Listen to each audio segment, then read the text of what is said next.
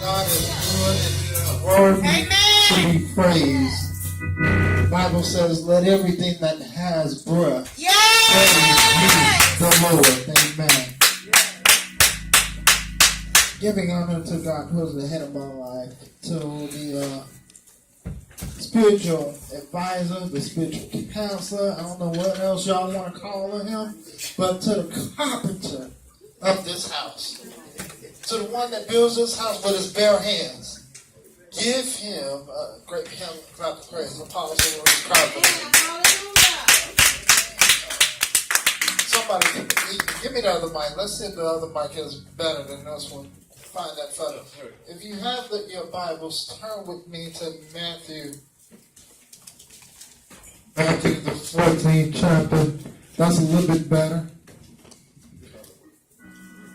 Matthew the 14th chapter. When you get there, say amen. If you need a moment, say I need a moment.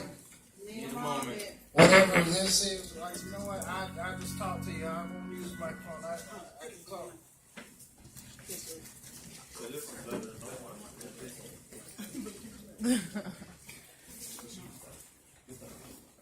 The church say amen? Amen. Right, there we go.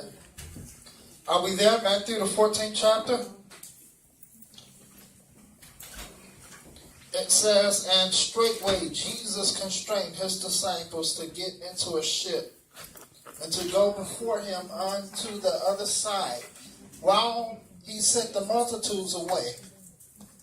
And when he had sent the multitudes away, he went up into the mountain apart to pray. Yes. And when leaving, when the evening has come, he was there alone.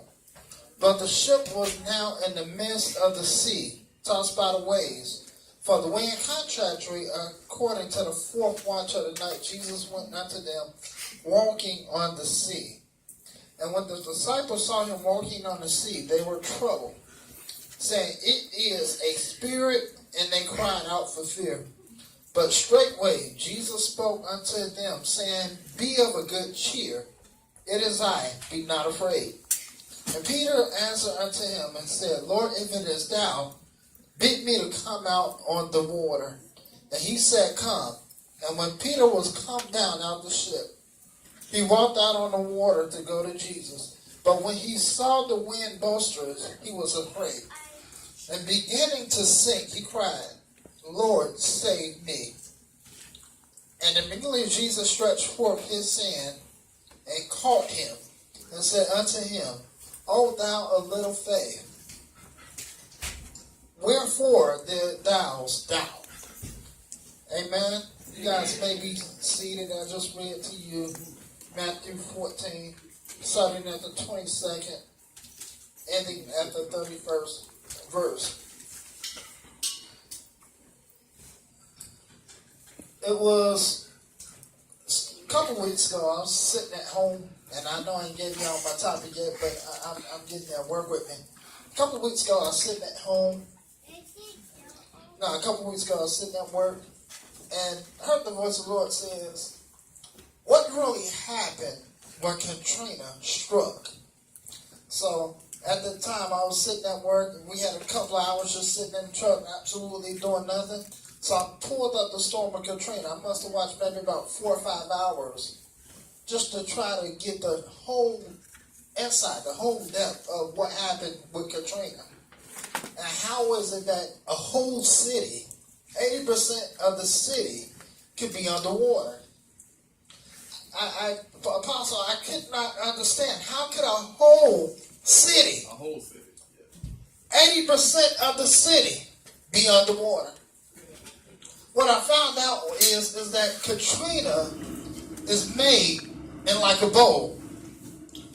And because it's made like a bowl, when it rains, the city floods.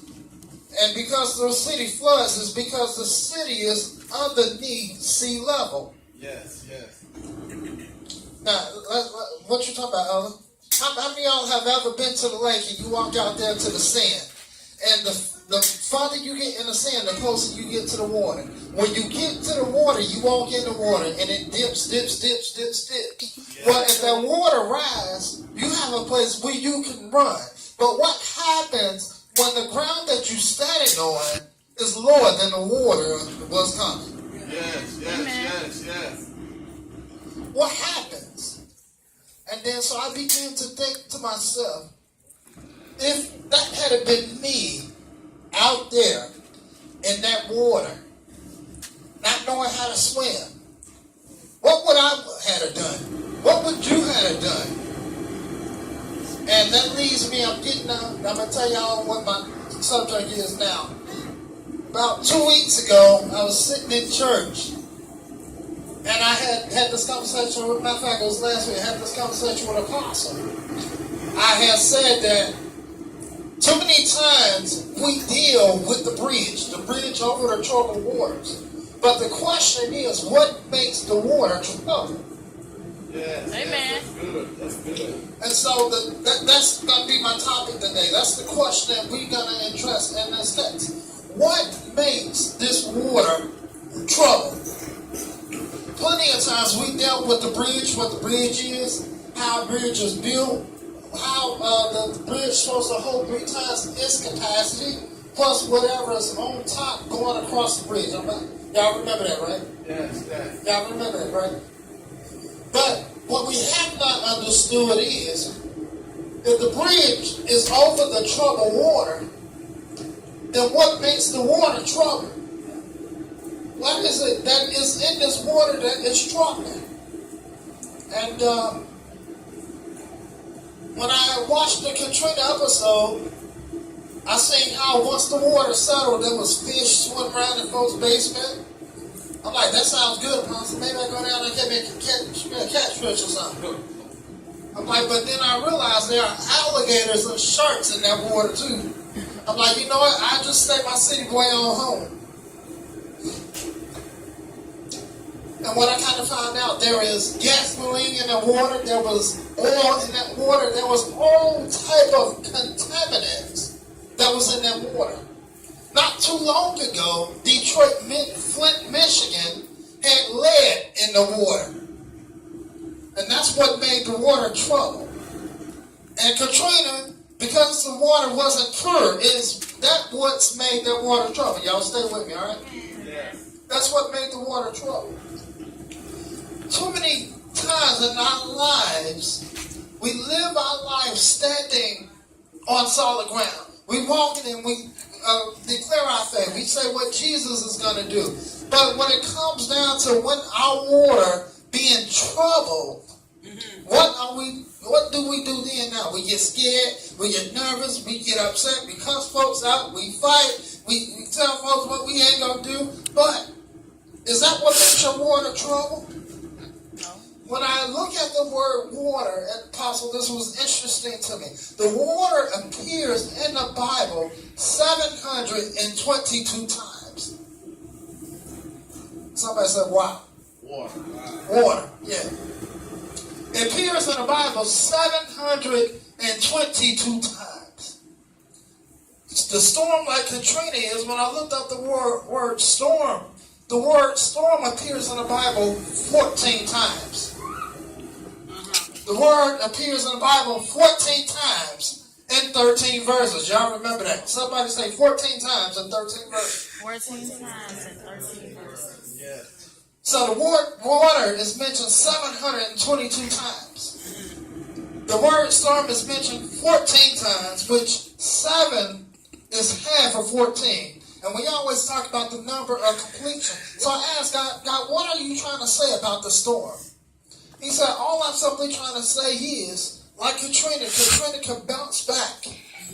Amen. Like everybody else in here in our lives, when we go through things, it's not for the bad, but it's for the better of us. It's for the good of us. Amen. Because how many of y'all know, it wasn't until you went through your storm, it wasn't until you faced that trouble, water in your life, that God blessed you with double for your trouble. Amen. Yes, yes.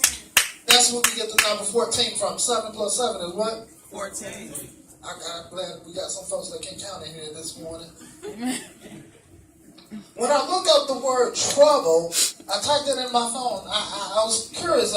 how many times does the word trouble appears in the Bible? And what it kept telling me was see prayer. And I'm like, I don't want to see prayer. I want to see how many times there's trouble in the Bible. I know it's in that one time for John 14, but it kept telling me to see prayer. So when I went and looked up the word prayer, see how many times prayer is in the Bible, it tells me see the word pray. I'm like, this is not what I want. Give me what I'm at. How many of y'all know we got some smart dumb phones? Amen. Lord have mercy. But it told me to see the word prayer. And then when I looked up the word prayer, it made me look up some other words too. The word pray appears in the King James Version 245 times in the Old Testament. It appears in the New Testament 68 times. I'm like, wow, that's good. But I found something else. And I found out a trend. This is why you got to know your Bible for yourself. And this is why I love the King James Version, because it's my Bible. Amen. And you got to be careful with all these other different version Bibles out there, because the word pray are not in that Bible and those other Bibles the many times that it appears in the King James. What are you talking about, Elder? For example, what I'm saying, the New American Bible, the word pray appears 57 times. In the Old Testament, it appears in the New Testament 52 times. That's a big difference from King James 245 times and the New 68 times. NIV, the word pray, is in the Old Testament 48 times and in the New Testament 73 times. It's in the New Revised Standard Bible 61 times in the Old and 61 times in the New. I'm like, they got me thinking, okay, God, where you going? He said, look up the word God. I looked up the word God, and I found out that in the King James Version, God appears in the Bible 3,090 times in the Old Testament. It appears in the Bible 1,354 times in the New. Only other Bibles, it appears in 2,747, which is slightly less than what the King James. So I began thinking, with these new Bibles that came out, what is their intention? What are they trying to show us? What are the messages that they push in? If they taking out the word prayer, if they taking out the word God, I looked up the word Christ, I looked up the word Jesus, I looked up the word Lord, and it's all the same pattern. In the King James, they use those words more so than any other Bible. So what is the ulterior message? And the fact of the matter is, you got to understand what's going on in our lives. Our life is nothing more but a big ocean. And if you miss one small word that somebody else didn't tell you, one small word in the Bible that you thought was good, one small word because you didn't go back to the King James Version, one word that could change your life. That could change your life. That could change your life. One word, one simple instruction. How many of us have ever tried to bake some chicken? I know I have. Amen. So what I did was, this is what I did. I put the chicken, cleaned the table up. I put the chicken on the plate. And I seasoned it. And then I put it in the oven. I took it out. Y'all know how y'all got like the little white slimy stuff that comes off the chicken. Come on now. I'm like, okay, that look good, but let me just stick back in there another. So I picked up my phone. I think Millicent was doing at the time. So I picked up my phone and called my sister. I'm like, how do I know that this chicken is ready? She said, you have to wait until the white slimy stuff cook off. And then you put it back in the oven. So I put it back in the oven. And about another few minutes or so, I take it back out. I'm like, yeah, it looked done, but it tastes rubbery now. She said, what you got to do is you got to put it back in the oven and come back some more. I'm like, how much time does this shit really cook? I'm hungry. Just got home from work. Then I called her back. I said, you know, it ain't rubbery no more, but now it's kind of dry. Then what she told me was, take you a fork, stick holes in the chicken, take you some water, put it over the chicken. Once that water begin to evaporate in that meat, take you just a small ounce of butter and put it in the meat. And then when I pulled that chicken out the oven, that was the best chicken I ever had. But the point that I'm trying to make is, with the storms in your life, with your troubled water, with the storm that's coming, you got to work at what God is telling you right now. Yeah. We know what the bridge is, but keep working at the storm that you see. Don't get nervous. And I was just curious when I seen Hurricane Katrina, when I seen Hurricane Sandy, and the question that I asked myself is, why is it that we did not have nobody else like Jesus, or nobody else like Peter, or Jesus that would step out and say, peace be still? Where's our faith? Where is our churches? Why? And I'm not saying go out there and be crazy now.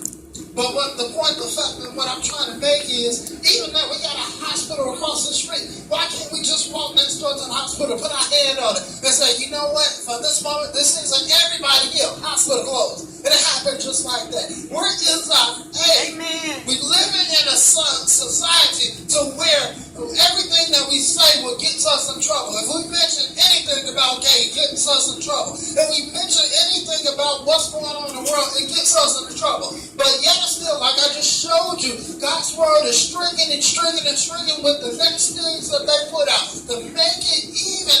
Oh man, you gotta know your word. Y'all gotta know your Bible. And this is why this year I'm pressing, and I'm really pushing our power. We gotta teach more. In order for us to teach, y'all got to be here. You got to understand what the word is saying. The Peter problem was the reason why Peter began to sink is because he understood God, he knew God, but he just took his eyes off God because he was too busy watching his storm. He was too busy watching what was trouble. He was too busy worried about what somebody else is saying about them. I'm not worried about what nobody else say about me. I'm not worried in this year. I'm not worried about another thing. I'm not worried about getting a brand new car. I'm not worried about getting another house. Only thing I'm worried about is getting through my storm. Getting through my hurt tornado. Getting through the thing that troubles the water. Yes, yes. And once I get through that, I realize that I'm that person over the bridge.